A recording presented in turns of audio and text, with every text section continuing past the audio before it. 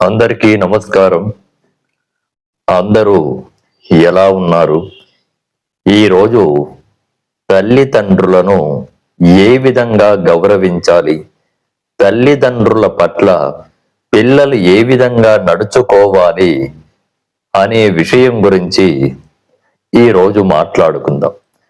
ప్రధానంగా ఒక్క విషయం తెలుసుకొని వెళ్దాం. తల్లిదండ్రులు వారి జీవితంలో ఎలా ఉన్నారు, ఏ విధంగా ఉంటున్నారు, ఏ విధంగా కుటుంబాన్ని నడిపిస్తున్నారు, ఏ విధంగా కష్టపడుతున్నారు అనేటువంటిది ప్రధానంగా పిల్లలు చూడాలి. అరే, మా నాన్నగారు ఏ విధంగా కష్టపడుతున్నారు, మా అమ్మగారు ఏ విధంగా కష్టపడుతున్నారు, మనం ఏ విధంగా కష్టపడి మనం కూడా పాఠశాలకు వెళ్ళి చదువుకొని ఒక మంచి ప్రయోజకుడు అవ్వాలి అనేది. ఉదాహరణకు ఒక విషయం తెలుసుకుందాం. ఒక గ్రామంలో ఒక రైతు ఉండేవాడు. ఆ రైతుకు మొక్కలు పెంచడం అంటే చాలా ఇష్టం. ఎందుకు చాలా ఇష్టము? అక్కడ ఒక మొక్కను వేస్తే మొక్క వల్ల వచ్చేటువంటి ప్రయోజనం ద్వారా ఎక్కువగా ధాన్యములు పెరగడం జరుగుతుంది. ఇది కూడా అంతే. మన జీవితంలో తల్లిదండ్రుల పట్ల మనం ఏ విధంగా ఉండాలి, తల్లిదండ్రుల యొక్క ఆశీర్వచనం మనకు చాలా ముఖ్యమైనటువంటిది. కాబట్టి మనం ఈ విధంగా మనం ముందుకు వెళ్ళాలి. ఎందుకంటే తల్లిదండ్రుల యొక్క గౌరవం అంటే వారి పట్ల మనం ఏ విధంగా నడుచుకోవాలి. నాన్నను గౌరవించడం. ముందు తండ్రి గురించి ఈ వీడియోలో చెప్పుకుందాం. తండ్రి బయటికి వెళ్ళి కష్టపడి డబ్బు సంపాదించుకుని వస్తాడు. వచ్చిన డబ్బును ప్రతి రూపాయి నా బిడ్డ క్షేమంగా ఉండాలి, నా బిడ్డ క్షేమంగా చదువుకోవాలి అనేటువంటి తరుణంలో బాగా ఆలోచించడం చేస్తాడు ఆ యొక్క తండ్రి. ఇక తల్లి విషయానికి వస్తే, నా బిడ్డ సమయానికి స్కూలుకి వెళ్ళాలి, సమయానికి కాస్త గేమ్స్ పై పట్టుదల పెట్టి గేమ్స్ ఆడి వస్తూ ఉంటాడు, అలాగే స్కూల్కి వెళ్ళి వస్తాడు అనే తరుణంలో తన తల్లి పిల్లల కొరకు ప్రేమతో అన్నము చేసి పెడుతుంది. కాబట్టి తల్లిదండ్రుల యొక్క ప్రాధాన్యత ఎప్పుడైతే పిల్లలు నేర్చుకోవడం జరుగుతుందో తప్పకుండా వాటి వెనకాల మన జీవితం ఏంటి, మనం ఎలా ఉండాలి, మనం ఏ విధంగా తల్లిదండ్రుల పట్ల గౌరవప్రదంగా ఉండాలి అనేటువంటిది మనం బాగా తెలుసుకోవచ్చు. కాబట్టి అందుకే అంటారు, తల్లి ఈ జన్మతః ఈ కలియుగంలో తల్లి ప్రేమ అంత పవిత్రంగా ఉంటుంది అని మనం ఎన్నో మోటివేషన్లో చెప్పింటాం. ఈ కాలంలో ప్రతి తల్లి తండ్రిని ఎందుకు ఫౌండేషన్ లో విడిచిపెడుతున్నారు? ఇంట్లో కొడుకు కారణమా, ఇంట్లో కోడలు కారణమా అంటే మీరు కామెంట్ రూపంలో మీరు ఏమి చెబుతారో అది మీరు చెప్పవచ్చు. సమాజంలో మనం తల్లిదండ్రులు ఒక కొడుకును పోషించాలి అంటే ఆ తల్లి ఎంత కష్టపడుతుందో అది ఒక కొడుకుకు సత్యంగా చూస్తాడు. కాబట్టి ఆ కొడుకుకు మాత్రమే తెలుస్తుంది. జీవితం అనేటువంటిది ఈ రోజు మనం పెద్దవారమయ్యాము అని మనకు మనమే ఎప్పుడూ విర్రవీగకూడదు. ఎందుకంటే తల్లిదండ్రుల ఆశీర్వచనం పిల్లలకు ఎప్పుడూ ఉంటుంది. ఇది ప్రతి ఒక్కరూ ఈ మోటివేషన్ వినాలి. జీవితంలో ఏదో వివాహం అవ్వగానే ఒక 10 నుంచి 15 రోజులకే బయటికి వెళ్ళిపోతున్నారు తల్లిదండ్రులను విడిచి. మీరు వెళ్ళిపోయేటువంటిది చాలా సులభం, కానీ తల్లిదండ్రులు ఆశీర్వచనం ఎంత గట్టిగా ఉంటుందనేటువంటిది ఒక పండితుడిగా నాకు తెలుసు. తల్లిదండ్రుల యొక్క శక్తి ఉన్నంత వరకు కుటుంబం కూడా ఎంతో భయం భక్తులతో ఈ ప్రయాణంలో ముందుకు వెళ్తుంది.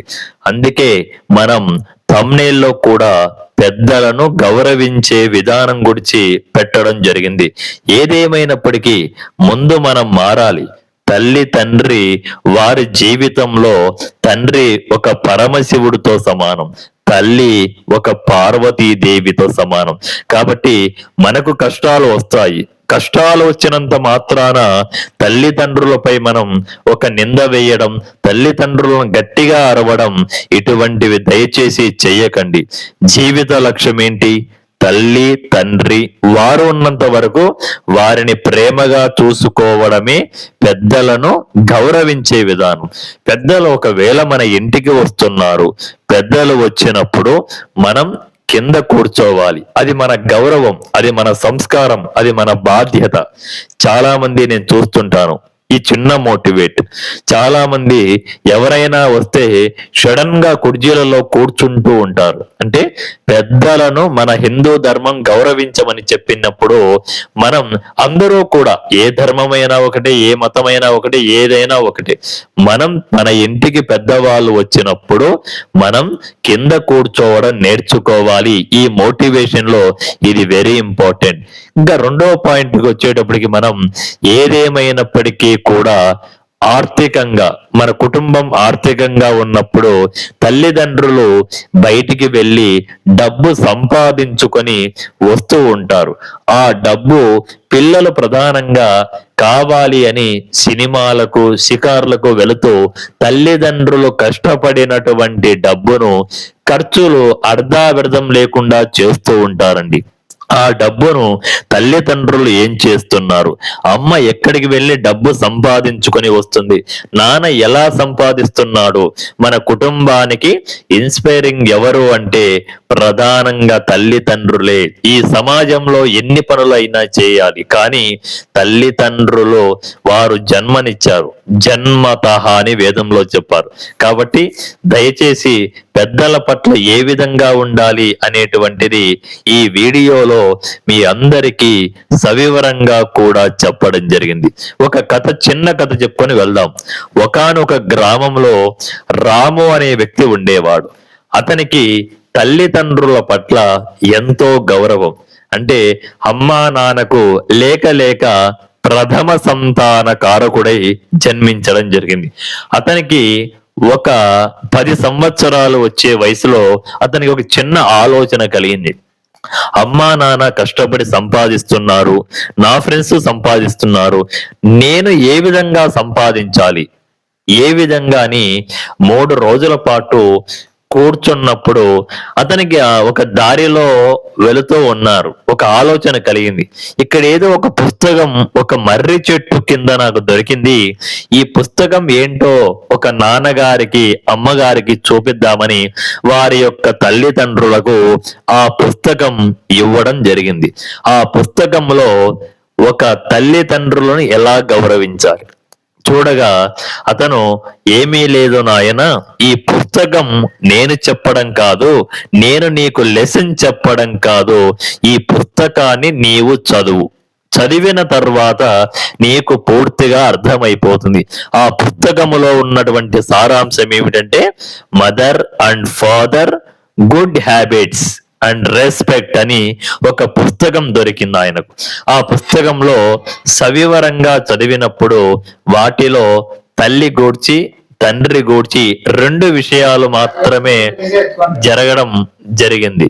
ఆ విషయంలో అక్కడ తల్లి ఈ విధంగా చెబుతుంది, ఎలా కష్టపడతావు, నువ్వు ఏమి చేస్తావు, ఒక మంచి అలవాట్లతో మంచి నడవడికతో మంచిగా చదువు, నీ చదువు పట్ల నీ జీవితంలో సకలంగా ఉన్నత స్థాయిలో నువ్వు ఎదగాలి అనేదే తల్లి యొక్క లక్ష్యం. తల్లి డబ్బును ఆశించదు, ఆస్తిని ఆశించదు, ఏమీ ఆశించదు. నా బిడ్డ ప్రయోజకుడు అవ్వాలి అన్నదే తల్లికి ప్రధానమైనటువంటి సంకల్పం అండి. ఇక 2, తండ్రి విషయానికి వస్తే మనం ఖచ్చితంగా తన తండ్రి పిల్లలను కోరుకునేది ఏకైక లక్ష్యం ఒకటే. నేను ఎలాగో చదువుకోలేదు, నాకు చదువు రాదు, సైన్ చేయడానికి కూడా నేను సిగ్నేచర్ కూడా రాదు, నాకు వేలి ముద్ర పెట్టేవాడిని, కానీ ఈ రోజు నా బిడ్డను ఏ వ్యాపారమో ఏదో ఒక వ్యవసాయం చేసుకొని నా బిడ్డను ఒక ప్రయోజకుడిని చెయ్యాలి అనేటువంటి చేస్తున్నటువంటి తరుణంలో నేను ఒక గోల్ పెట్టుకున్నాను అని ఆ తండ్రి కూడా వ్యవసాయంలో చాలా తిష్ట వేసుకొని కూర్చున్నాడు. ఆ తరుణంలో అమ్మ నాన్న ఇద్దరూ కలిసి ఒక కొడుకును ఒక ప్రయోజకుడిని చేయడం జరిగింది. ప్రయోజకుడు అయిన తర్వాత కొడుకు చేసినటువంటి ఘనకార్యం ఏమిటో తెలుసా మీకు?